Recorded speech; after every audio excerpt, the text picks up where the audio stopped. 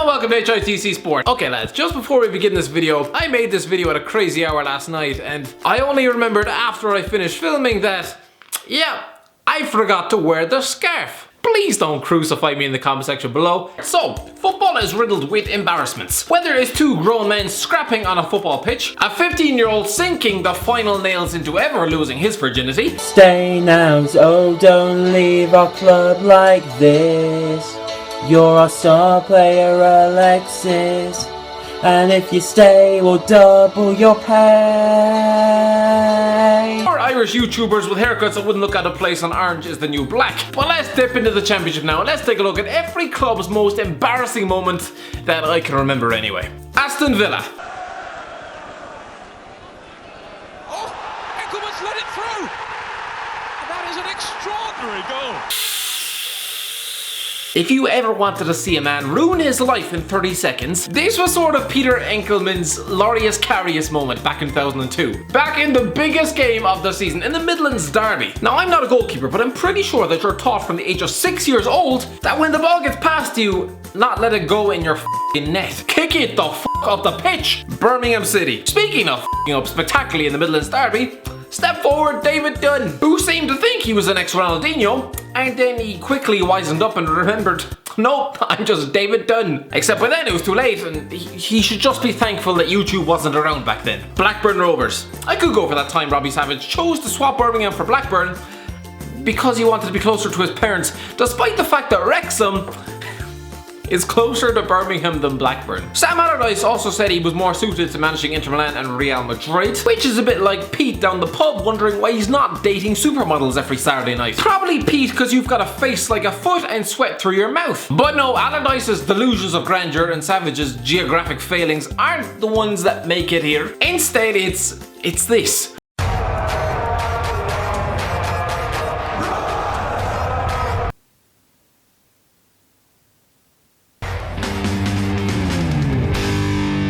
It's David Dunn again. If you're expecting me to believe that the Blackburn players were tucking into chicken wings 20 minutes before going onto the pitch, well, then maybe it's no wonder they got relegated twice. Bolton Wanderers.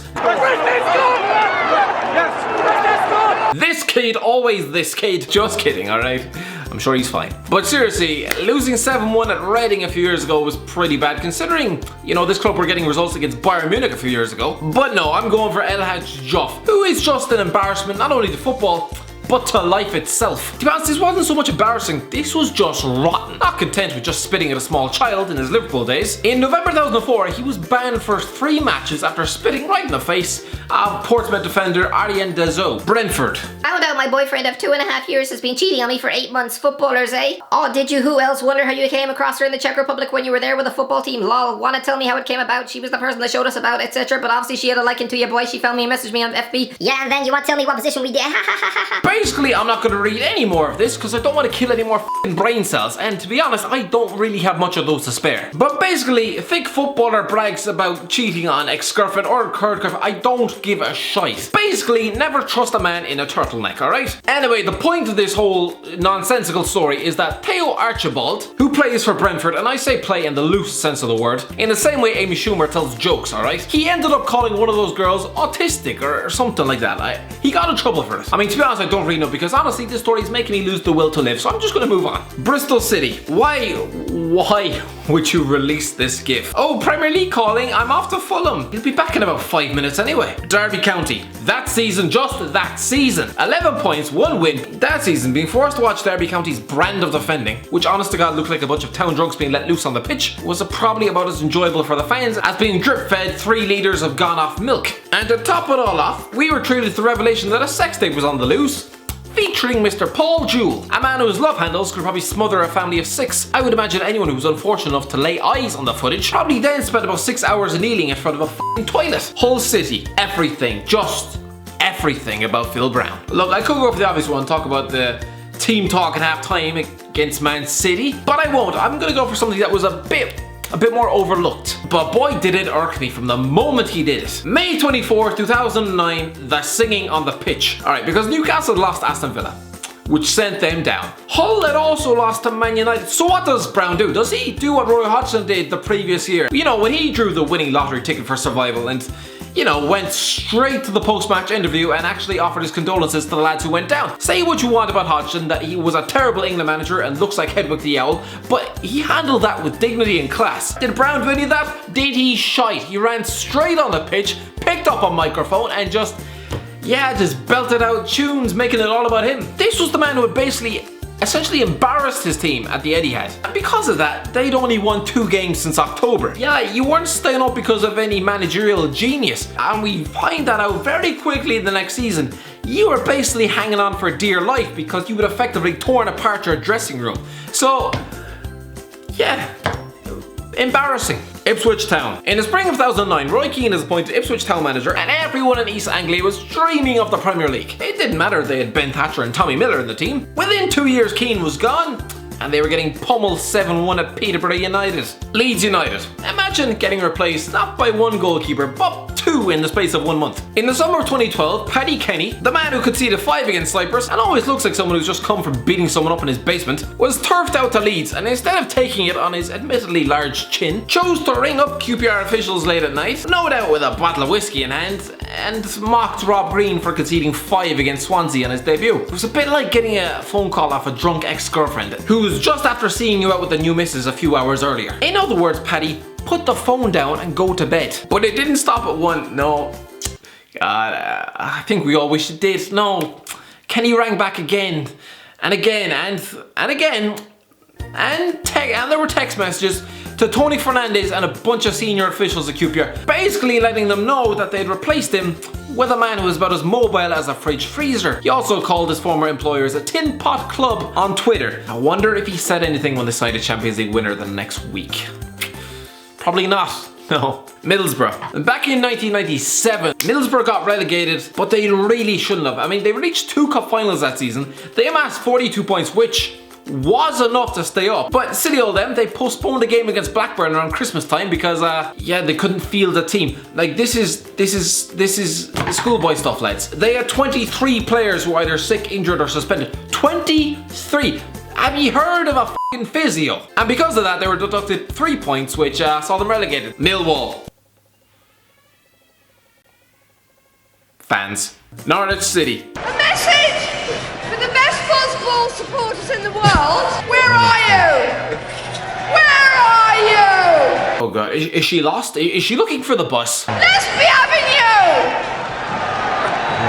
Come on! Shockingly, this didn't inspire anybody, except maybe to tighten the security around the pitch. And yes, I know she's the f***ing owner. Nottingham Forest. For Nottingham Forest, I couldn't pick a singular embarrassing moment, so instead, let's just look at some of the more inspired managerial appointments they've made in recent years.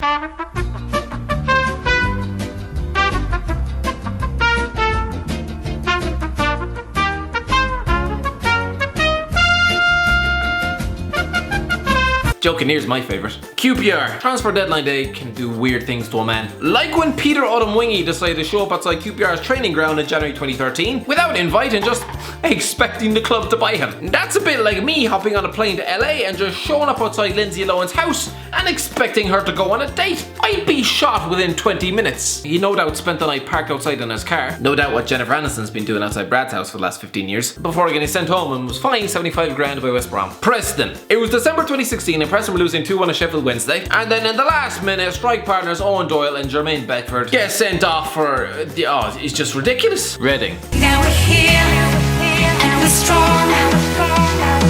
We're gonna bring it on. Can you hear when we shout? Come on.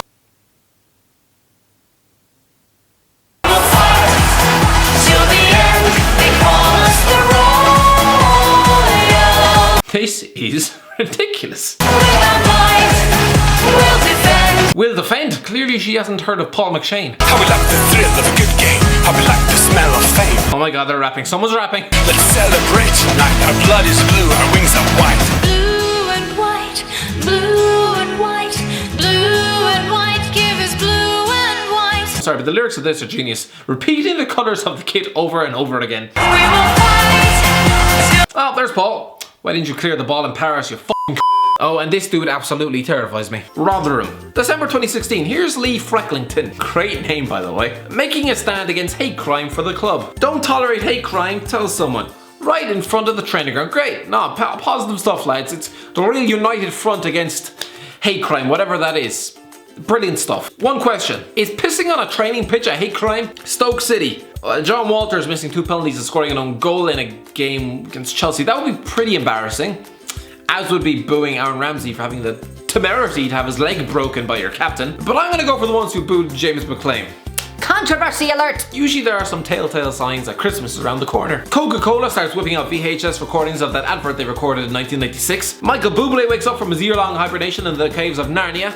And James McClain gets abused by his own fans for sticking to his beliefs. Surely you knew this was coming when he signed for you. Why the faux outrage? Have you been asleep for the last 7 years? Could you not just all boo him once and just get it over with? Because honestly, if we have to go through this every single winter until he retires, I think I might just storm the pitch and shove a basket of poppies down his throat just to make this all stop. Swansea City. Oh, Eden Hazard beats up children. He almost punctured his liver. Never mind jail, he should be hanged. The overreaction to this was absolutely embarrassing. It was the Carabao Cup semi-finals back in 2013 between Chelsea and Swansea, and time was running out. The Swansea ball boy, and I use boy very loosely, for Christ's sake he looked like he had a mortgage and 3 kids, effectively sits on the ball. The Belgian taps it out from under him, and then the kid turns in a performance that would rival the likes of Bryan Cranston, clutching at his abdomen as if he's trying to give birth to a family of triplets live on TV. So the Belgian gets sent off before the boy comes out and says that he won't be pressing charges. Won't be pressing charges. In other news, that frail old lady who accidentally brushed my elbow in Asda the other day, I won't be suing her for assault either. The king of all ball boys is back making his final appearance. The king of all ball boys.